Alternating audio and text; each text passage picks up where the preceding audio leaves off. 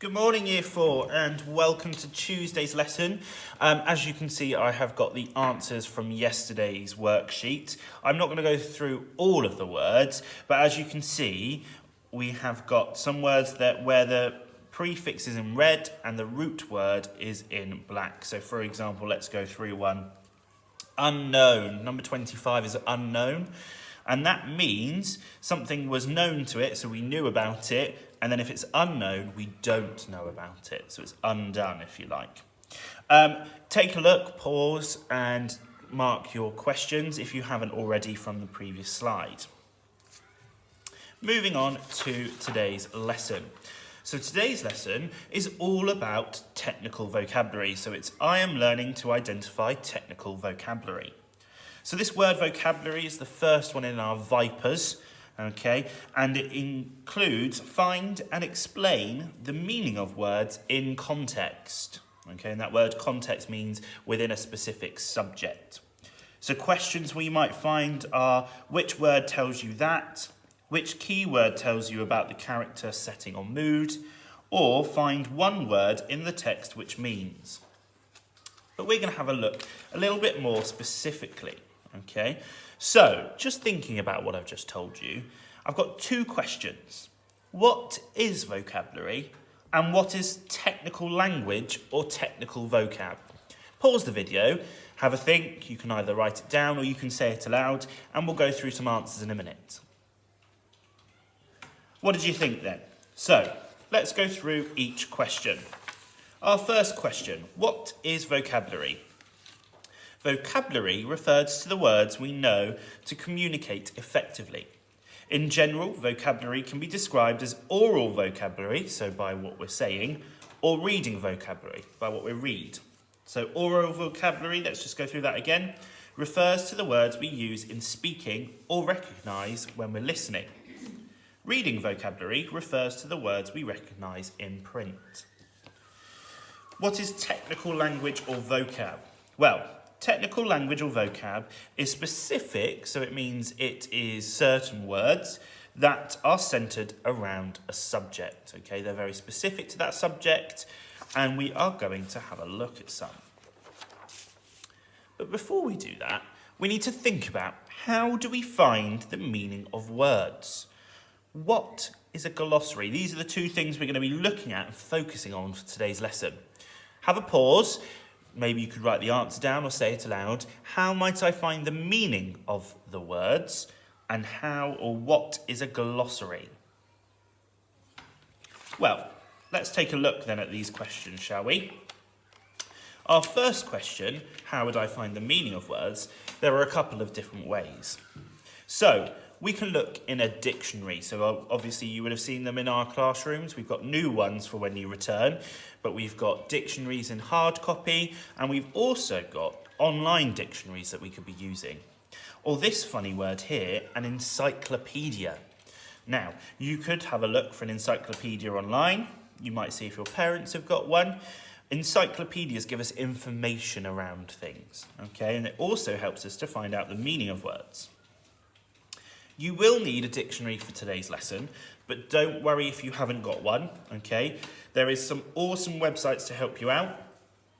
This one here is an online children's dictionary, and it's wordsmith.net. You can also get it as an app, actually. So you can either use the app or online. There are other websites out there that might be able to help you. There'll be one on the Year 4 page as well if you want to take a look at that one.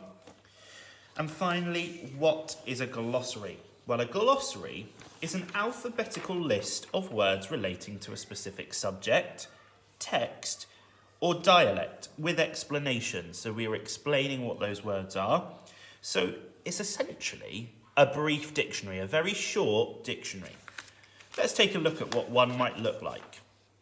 So in the summer term, we're going to be looking at volcanoes and the Romans. And as you can see, I've got a volcano glossary here. So we've got our title at the beginning, which is Volcano Glossary. On the left-hand side, down this side, can you see? It's all the words in alphabetical order. And they're words that are related, all to do with volcanoes. And down the right-hand side, next to the words, are explanations or definitions of those words, okay?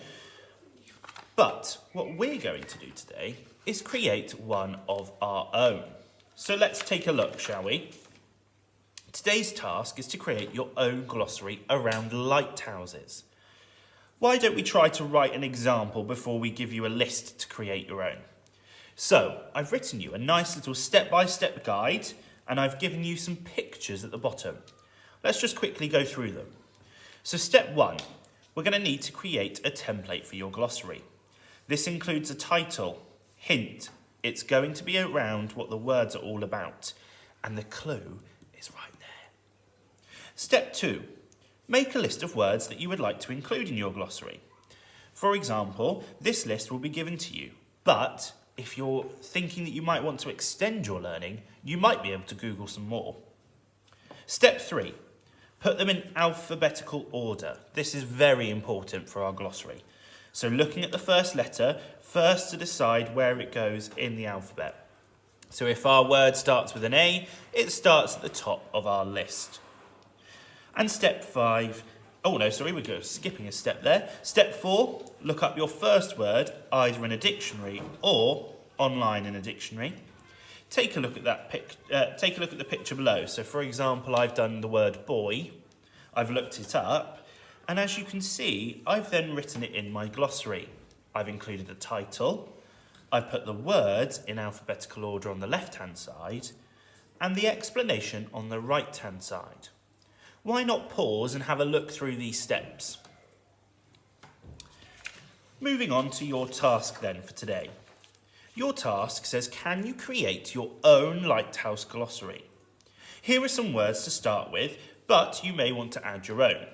So the words to find are, number 1, navigation. Number 2, location. Number 3, coastline. Number 4, structure. Number 5, visibility. Number 6, optic. Number 7, characteristic. Number 8, tidal. Number 9, automatic. And finally, number 10, mechanisms. That's quite a tricky one, hence why we put it last. But as I mentioned previously, you can add some of your own after that. Once you've created your glossary, why not post it on the Purple Mash blog so that we can share them with the rest of our classes? I am so looking forward to seeing your glossaries, and I hope you have fun trying to work out what the meanings of the words are and maybe adding a few of your own. And I shall see you tomorrow for Wednesday's English lesson.